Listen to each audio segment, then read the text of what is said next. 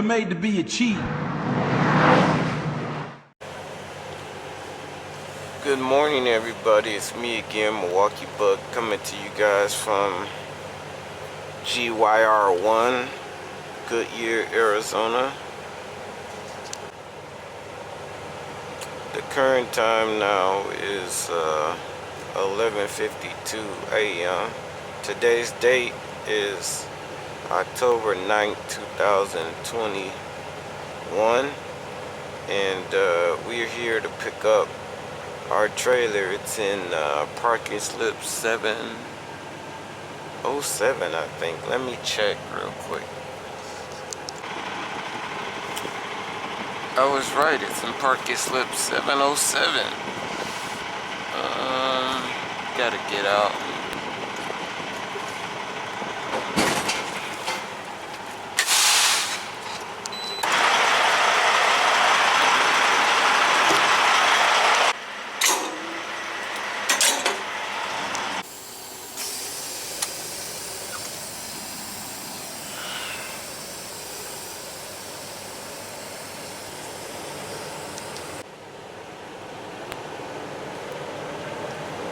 Entering the out gate right now.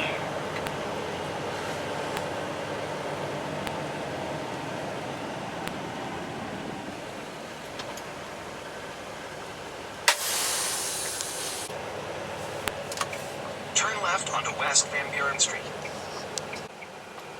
If you guys would like to know where we're heading to LGB5. That is the Amazon on Orange Show Road in San Bernardino. It's about a 4-hour and 20-minute drive, but I have to stop in Ehrenberg to get diesel fuel. I do have some personal disappointing news that I want to share with you guys once I get on the freeway here. It's involving my car. And I also have something I want to share with you all about my quad.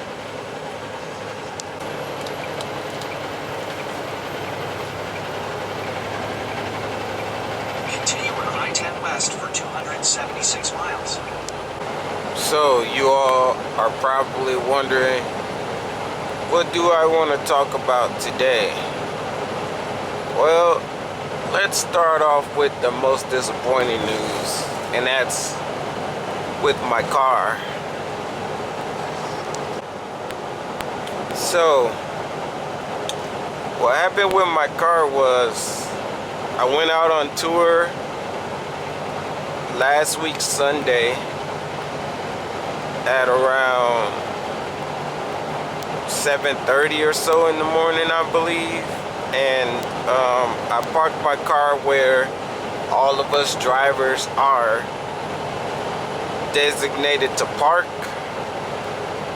and I got back Monday afternoon at around 2:30. So that means I got back to the terminal, or yard as they say, at around 2:45.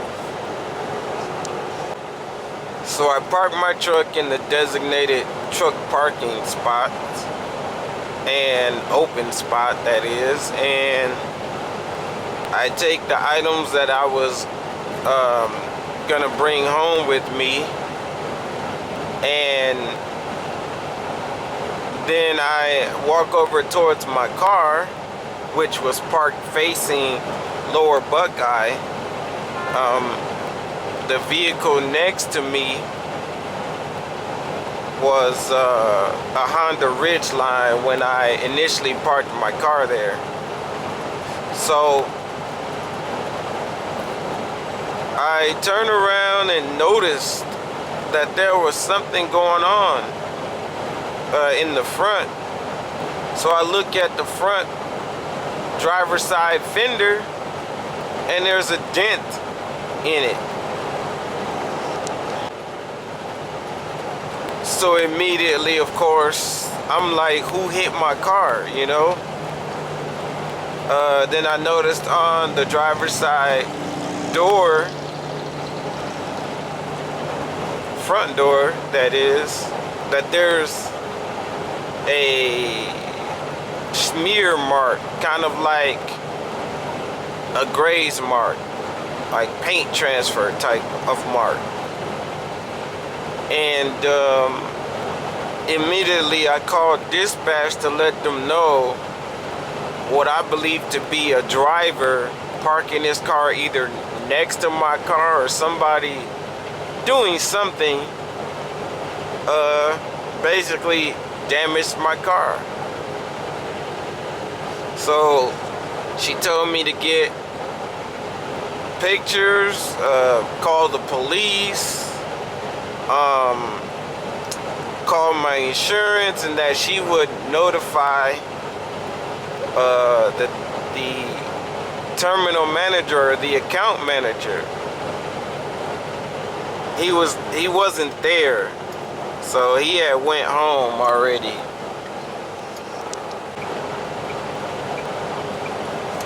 So I called the police. I waited from like 3 o'clock till about 5:30, waiting for the police to arrive.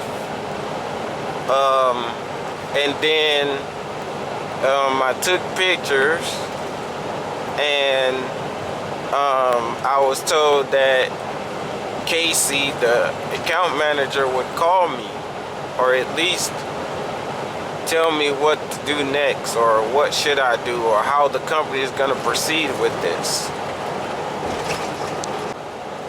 Police show up at around 5:30, and they say if the damage is less than $15,000,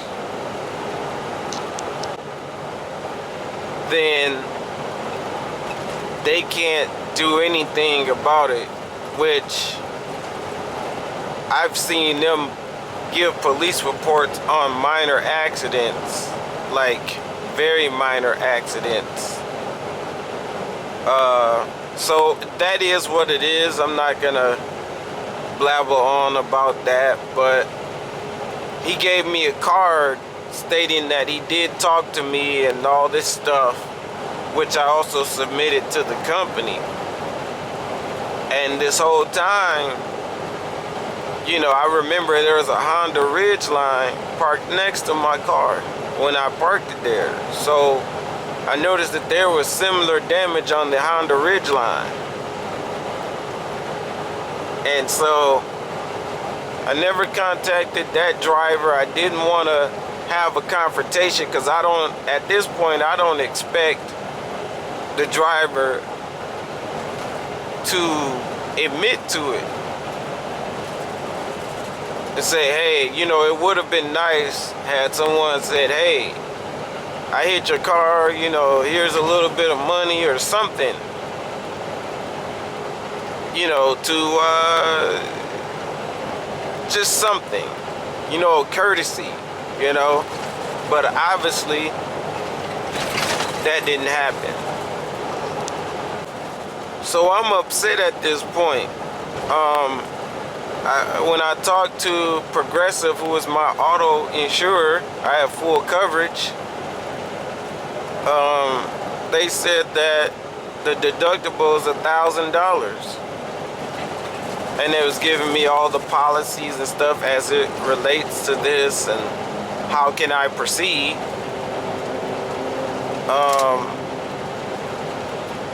And then after that's all said and done, I talked to Casey the following morning. You know, I'm really upset, because I'm like, on top of my car getting hit and all this stuff, it's $1,000 deductible.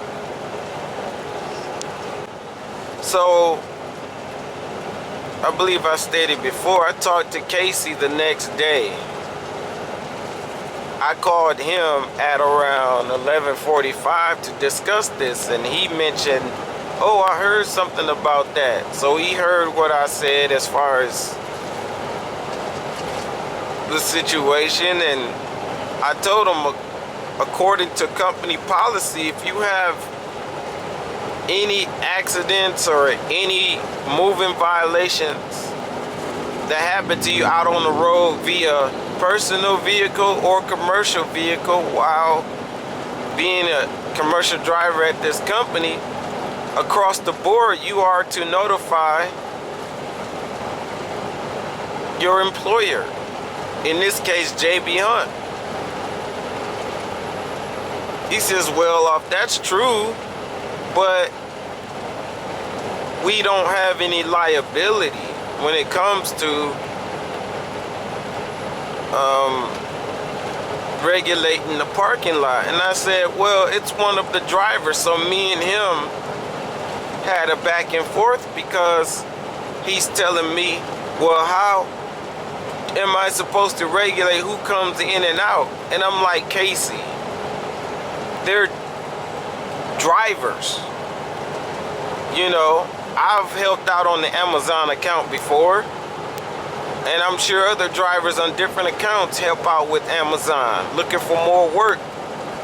But to tell me that you wouldn't know who to go to, that's baloney.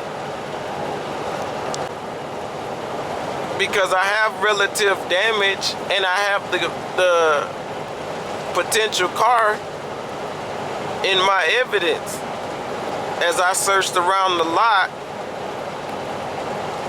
waiting for the police to come. Well, there's nothing we can do, is what Casey says. And I says, well, it only matters if it's in the JB Hunt truck out on the road. He says, well, yeah. I said, that's bull jive, baloney, whatever you want to call it, because if I get in an accident in my personal vehicle, I am to report. So this is basically a hit and run. He says, well, it's happened before at Amazon JB Hunt terminal down the street.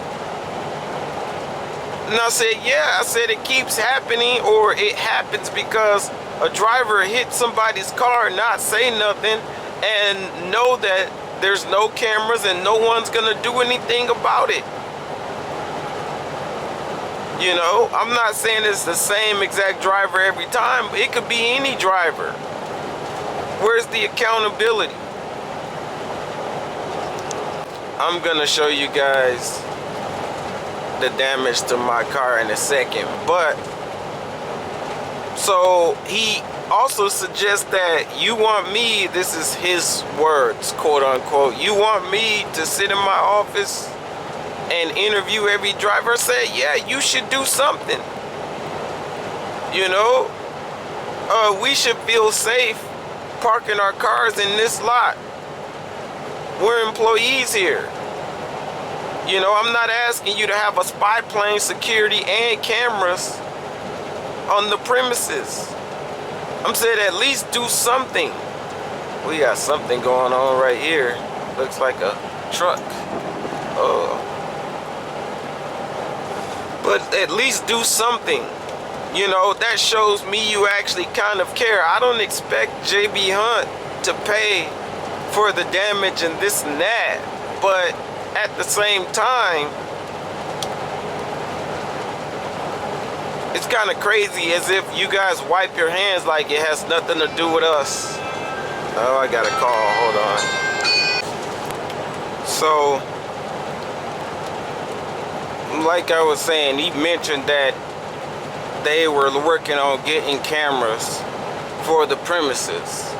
But once again, they assume no liability if a driver, whether it be at a different account coming to help out or anything else of that nature, hits my car, there's nothing they can do about it. That was one of the quote-unquote dispatchers telling me I can't park my car where my truck was as I went out on this tour. And I just referred to him that my car was hit. Well, you can't park over there because it's it's more of a likelihood to get hit. Well, my car was parked where cars were parked and got hit by a driver, and nobody assumes no liability. Once again, you all, to the audience out there, I have to pay $1,000 deductible because someone didn't take the responsibility of at least leaving a note on my car stating that they hit it and so forth. So I'm telling him, the guy that I was just on the phone with, along with Casey, I also called HR and let them know I don't feel safe parking my car. I should feel safe parking my car at my place of work. I understand designated parking areas, but it's ridiculous to tell me to park my car over there. A driver hits it and they assume no liability, but if I park my car where I deem it safe, say for instance where my truck is, I park my car in there, and you're looking in your mirrors or you look behind, you see the car, you won't hit it. That may not make any logical sense to you guys, but what's the difference? And then on top of that, it's an accident. Some would say, well, why don't you just find another spot to park your car? I'm not gonna walk a block and a half to work after driving 30 minutes so my car won't get hit. It shouldn't be hit in the first place, you know. And then once again, they're not assuming liability. If a driver in this case did hit my car, they're not assuming any liability or anything, and it's on the premises, on work premises.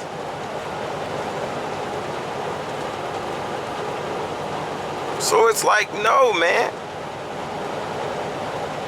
it's bull jive. The other part of the story is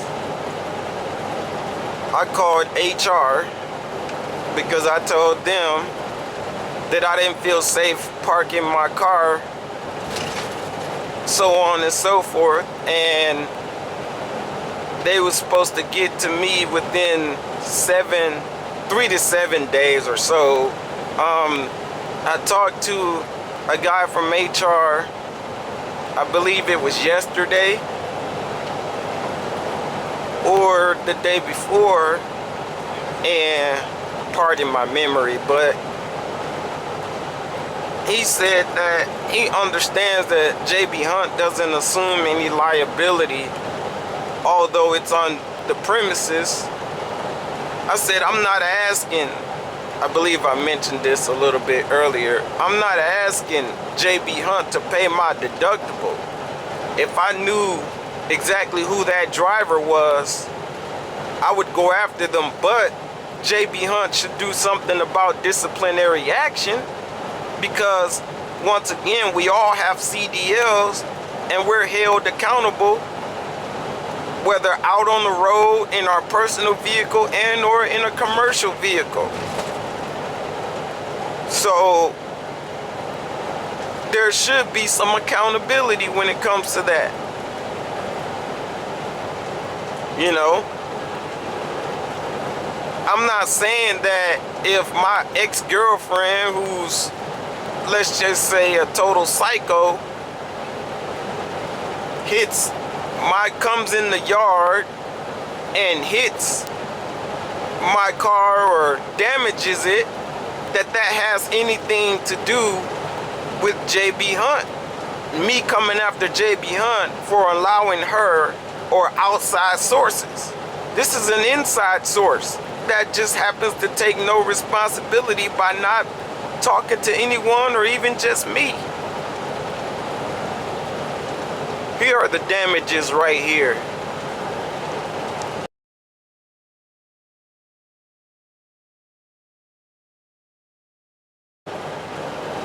Yeah. So, you know, I'm not trying to defy or disrespect. I wouldn't even say disrespect. A lot of times I use the wrong words, and I'm sorry you all out there, but you know, I need to protect my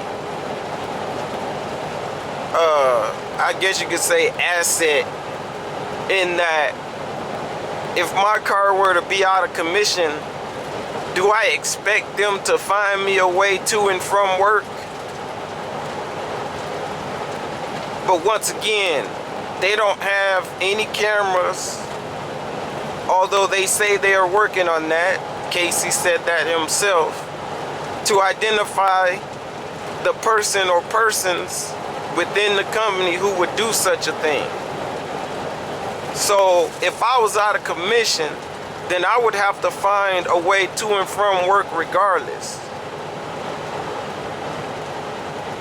Luckily, that's just cosmetic damage. But once again, we're CDL drivers, and that's part of it. Is at any company you go to, you are required to let them know that you've either had an accident of some sort or a moving violation. And even at the end of the year, calendar year that is, a lot of companies require us drivers to fill out a form stating that we didn't have any accidents or incidents, meaning moving violations, in the last 12 months. It could be on your anniversary as well, you know, your anniversary of being an employee at that particular company. And with that particular form, they will run a CDL check to make sure that you abide by that, that you haven't, or if you have, you must disclose that. And you are subject to disciplinary action and or termination. So, yeah, I mean, an accident is an accident. I would have respected the person more had they let me know, not necessarily the company, but just left a note on my car. But this is the BS that goes on. You want to tell me where to park, and no matter where I park, my car is subject to be hit by another driver.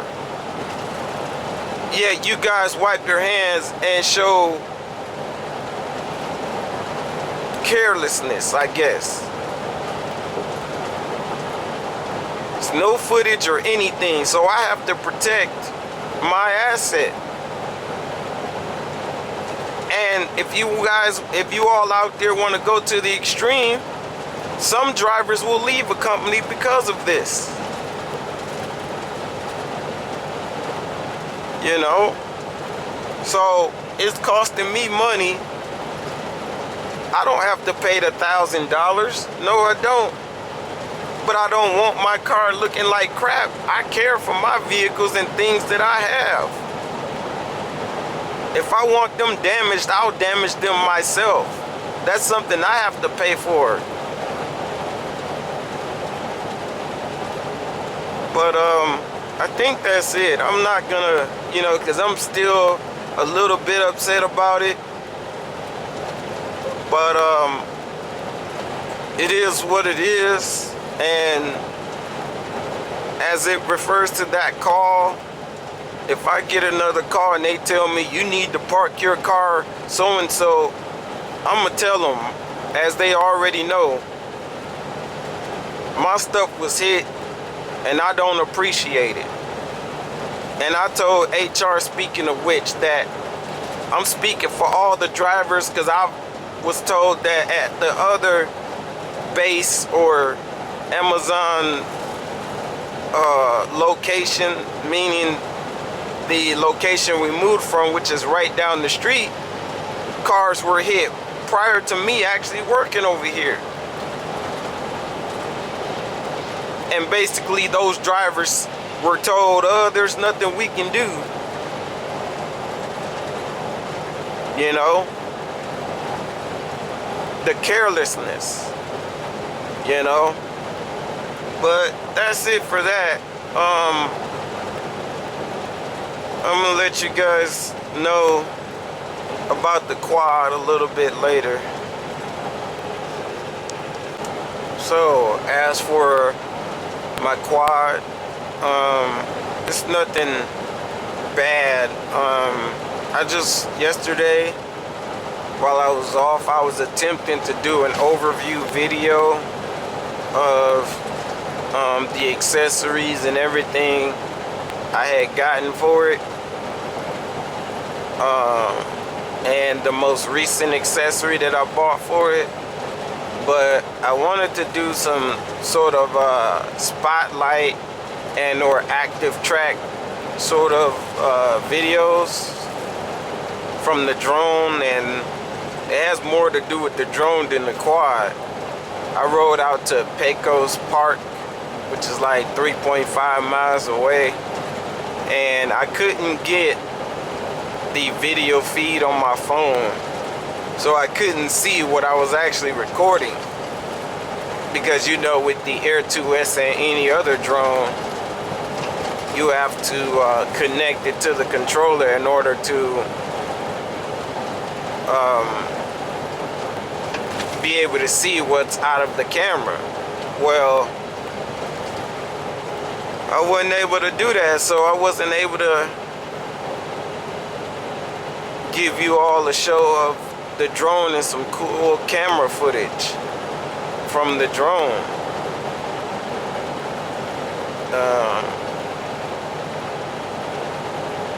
It looks like I did get the video feed to come through once I got back home, so I'm gonna try to do some active track videos of the drone and stuff with the quad at least. And maybe when I order maybe some more accessories, if I do that, then we'll have some cool aerial video of me either riding the quad or, you know, showing it like how in different angles and stuff like that. So unfortunately, I'm gonna have to do that video at a different date and time. But yeah, that's really it. Another thing when it comes to accidents and stuff like that is, you know, motor vehicle accidents like the one that happened with my car. Situations like that is, you call the insurance company, and or if you have an accident, which I had explained to a driver in Ehrenberg, a JB Hunt Amazon driver. He was out of California. A lot of the companies will say it's not your fault. They'll send somebody out and assess the damage, assess the area, along with insurance company, personal insurance companies, I would say private insurance companies like Progressive and stuff. Like Progressive told me it wasn't my fault, although I have to pay the $1,000 deductible if I want the car to get fixed. But my insurance rate ends up going up. So yeah, they're telling you it's not your fault, but guess what? It ends up being your fault because your rate goes up. It may not be on your MVR, but it's a claim. So those are things that a lot of you may not know. And as it pertains to having a CDL, you may be at a company where an assurance adjuster may come out to an accident, and the insurance adjuster takes all the data, all the photos, all this stuff, and reports it to the company.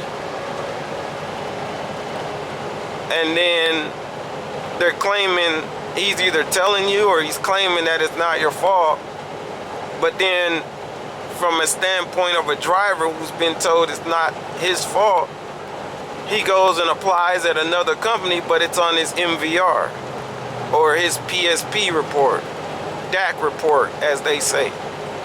So, you know, don't believe the hype when it comes to that kind of stuff.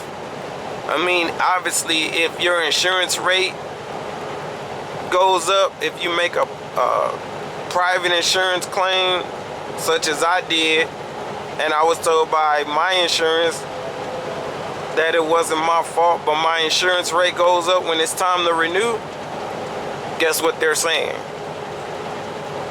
On the flip side, if you're driving a commercial vehicle and any representative of the company is telling you it's not your fault or so and so, but let's say you leave that company at any point in time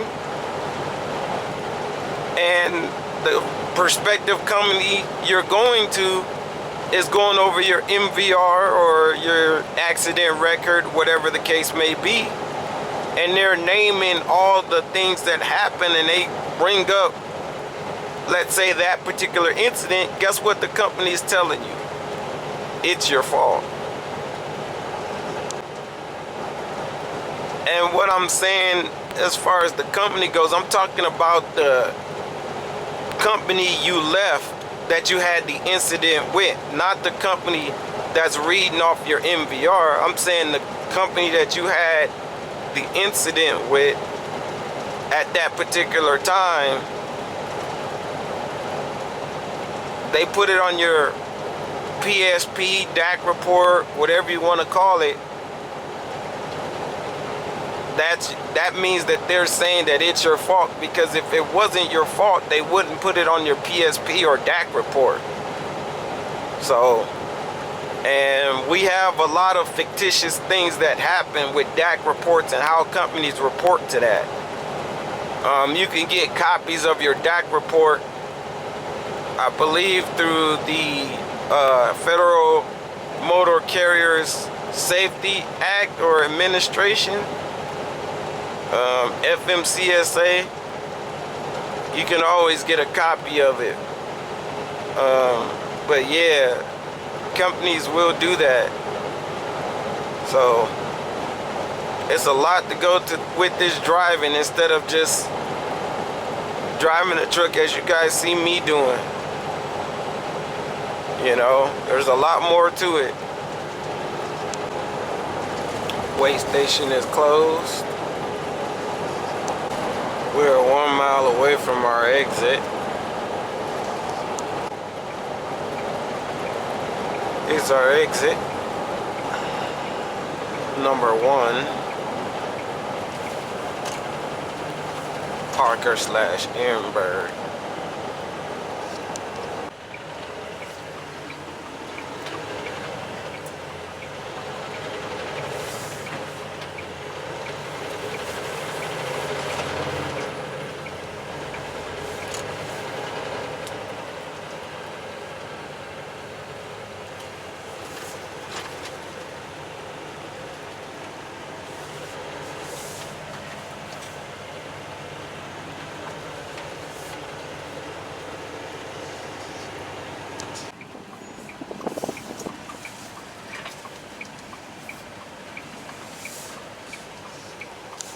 So I guess today we gotta use our fuel card, seeing as mobile fueling is not working.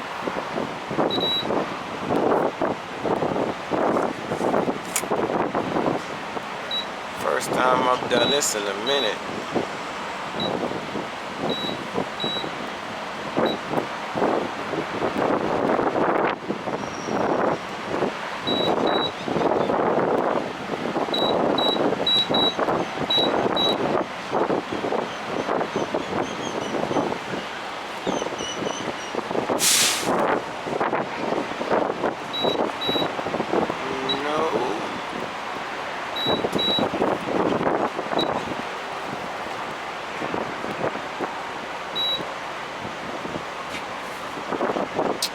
Now we gotta put on our gloves.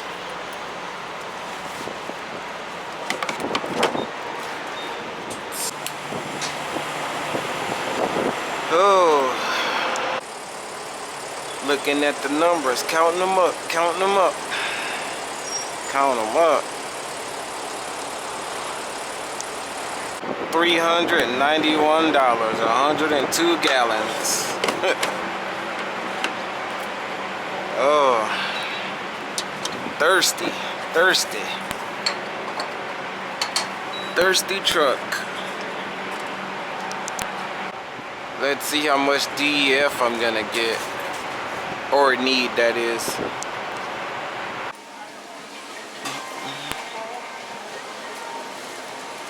Here to get some water.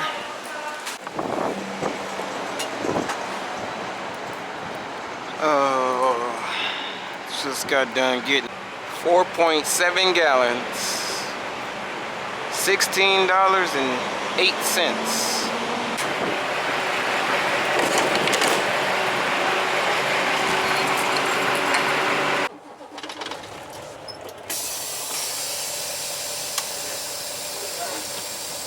Headed back out on the road. We got about 2 hours to go.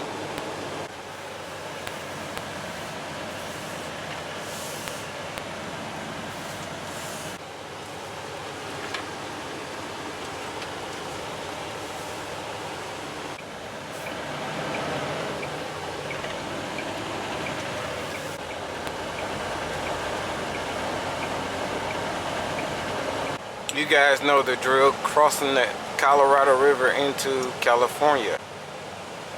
Look at how narrow this opening is. I don't think you guys ever seen this.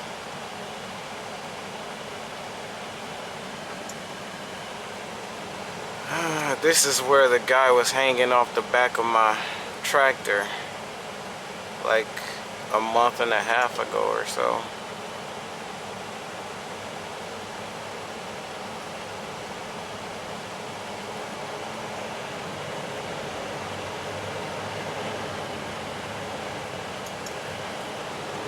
This is how tight this area is. It's one move and you can nick something. What's up, everybody? It's Milwaukee Buck here, coming to you guys from San Bernardino. The current time now is 5:14 p.m. and we're here at LGB 5. Just arrived. I'm actually about to check in real quick. I got to see if we're picking up a load or an empty. I believe we're picking up a load. Hey boss, Dr. 139. Okay. You need help with the cutters? No, what about pickup? Your pickup ain't until come back at 7 o'clock for that. Oh, okay. You said what dock door for this one? What dock door for this one? 139. Okay.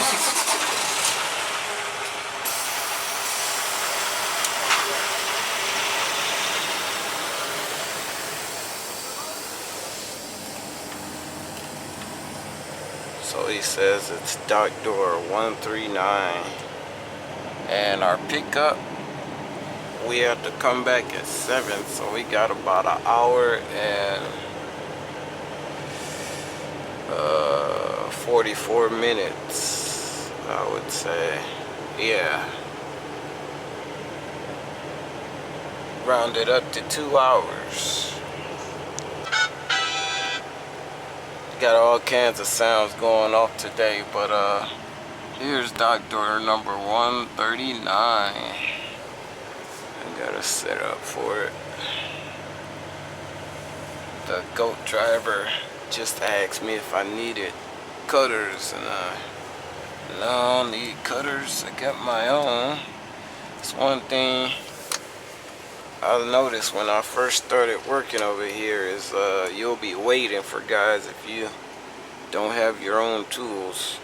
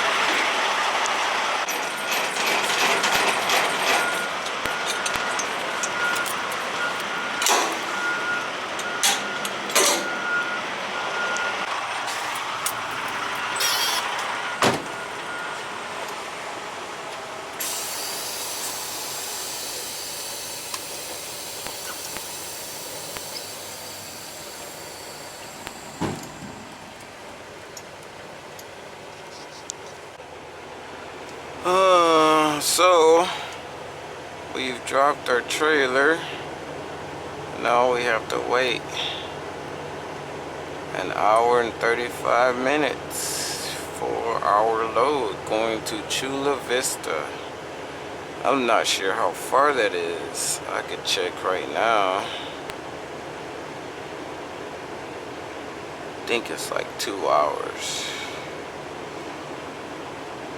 I'll let you guys know in the next update. It is now 6:49. We're about to go check to see if this trailer is ready.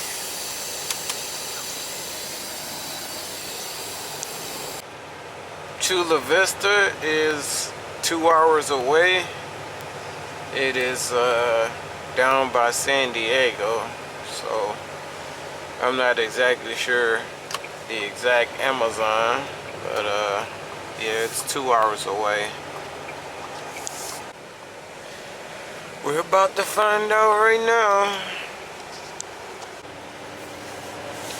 So we're at parking slip 295.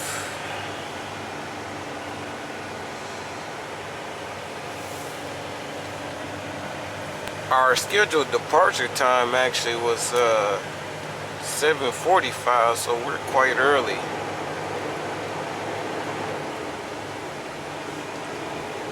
Probably get to Chula Vista by 9 o'clock if there's no heavy traffic. I had an hour and 18 minutes before my 30-minute break when I got here. So we are able to complete my 30-minute break, which means we can continue on. We're at parking slip 267. We got a few more to go.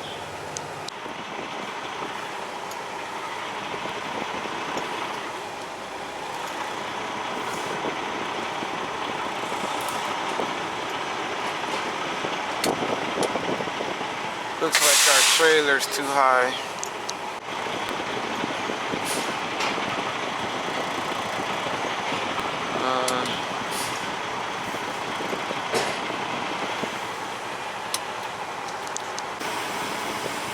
We have trailer number 0684. We are now pulling out of our spot. Pulling around to the out gate. I may just ride with my window down, but there's a lot of noise out there. So if I'm talking, there would be a lot of wind noise and you guys probably wouldn't be able to hear me. We got the okay and now we're off.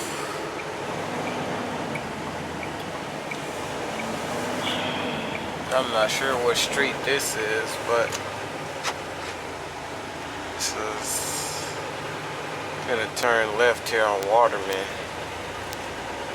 and go to I-10 West. I believe it's 215 South to 15 South. I believe that's how it's gonna go. What's going on, everyone? The current time now is 8:37. Sorry about that. 8:37 p.m. We are in San Diego, I believe. Yeah. And we have about 30 minutes to get to Chula Vista. 30 minutes left. I have to figure out where I'm gonna shut down at, because I'm not used to spending the night in Chula Vista, so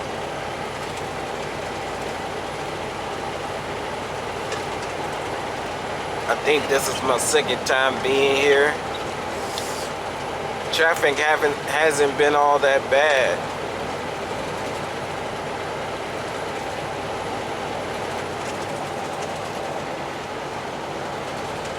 Luckily there hasn't been any brake lights for the most part. I'm just cruising actually. This trailer feels pretty light too.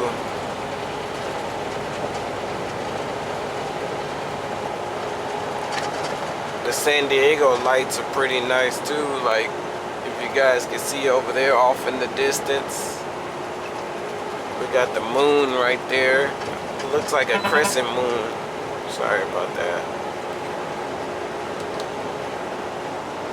People are putting up Christmas lights already. I see.